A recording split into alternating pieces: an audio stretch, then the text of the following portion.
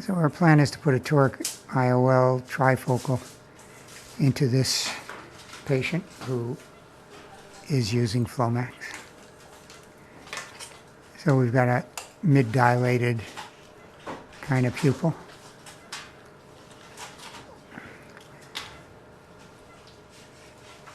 So the first question is, will the pupil be adequate for phaco? Here I'm wiggling just to enter slowly. Those of you watching in 3D can see that we have a very nice anterior chamber in a highly myopic eye. A little stinging for a few seconds. Need you to look at the lights. Yeah, there are 3 of them. Just look at one of the 3. And that's intraocular lidocaine. And now the pupil normally routinely dilates in these eyes, somewhat at least, with the OVD injection. And in this case, that's viscoat. And we may have to add viscoat during the procedure if the pupil gets smaller. And now we'll just open the anterior capsule. And we're going to make the rexus just about the size of that pupil here.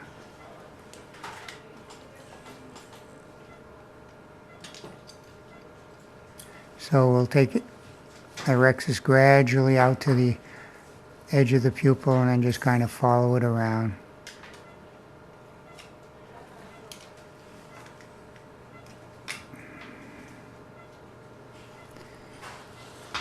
And now it's time for hydrodissection. That's a flat 23 gauge cannula, elevating. You can see the iris even is elevated. And then we push the lens back down, do the same thing on the other side. And as the chamber shallows, the pupil gets smaller. And now we'll put some viscoat and viscodissection and enlarge the pupil a bit again. So we'll check infusion capacity. Well, looks good, I think, and that's better. And keep looking straight at one of those 3 lights. Of course, we have epi in the bottle. So as we increase IOP, the pupil gets a bit bigger.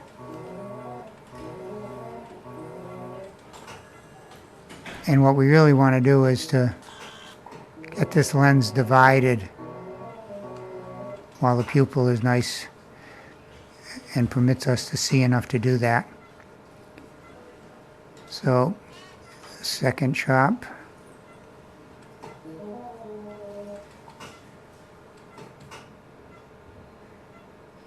Third chop. What's cornea?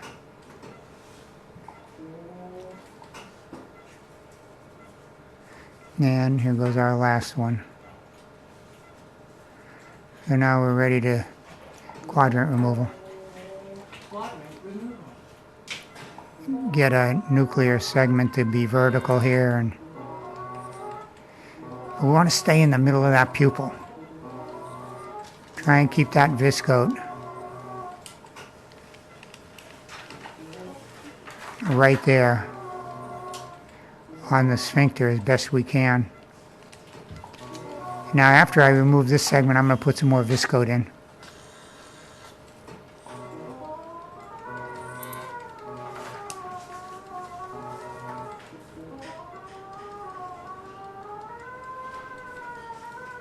And taking some epinucleus there.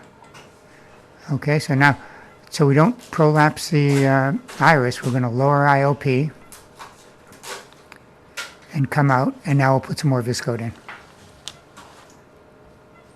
Now we'll inject as we go in, and we'll go right up to the margin of the iris, each direction, expand that pupil, get it back out to about the size where we began. And if you want, you can even get some subincisional dilation coming on this side.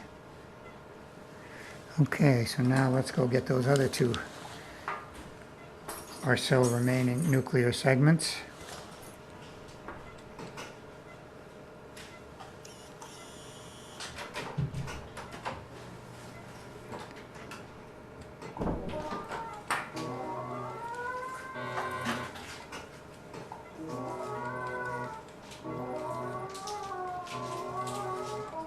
So, I mean, there's no limit to the number of times you can go back in and put OVD. Here I've got almost a heminucleus. It didn't divide all that well, so I'll just assist it there with a little more. Okay. And so deep we're going to focus down.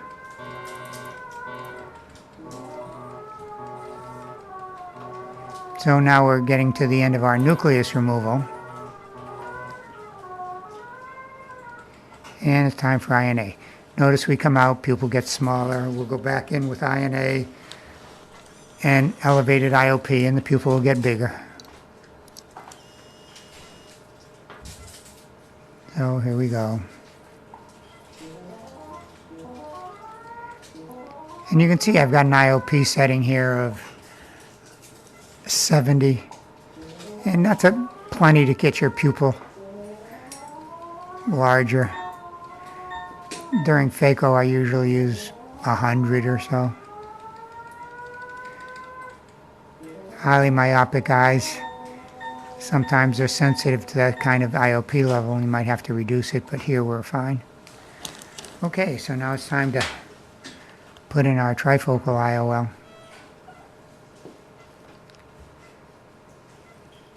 So that's hyaluronic acid injected into the posterior chamber, enlarging the capsular sac. And here's our trifocal IOL. And we'll rotate it before it fully expands almost to the zone that we want.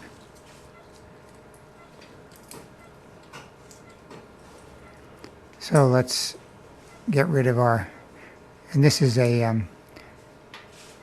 essentially a T5 or T50 as it's called. Corrects about 2.5 diopters a cylinder. So we'll remove the OVD first from behind and then in front of the IOL. And you can see the 3 dots there. What the cornea, please? So I'm going to rotate those over to the correct axis. Sweep on this side. So a little shy on this side, a little shy on that side, meaning shy of the marks on the cornea. And that means I've got the axis parallel. And I'm just nudging the IOL in each direction. I want to seat it very posteriorly now into the capsular fornix. Okay. So there we go, and there's our lenses aligned. So now it remains only for us to seal the incisions, irrigate the chamber angle.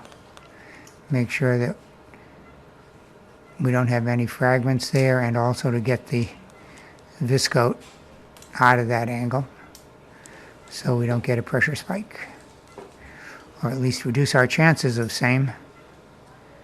So you can see, a lot of viscoat left there.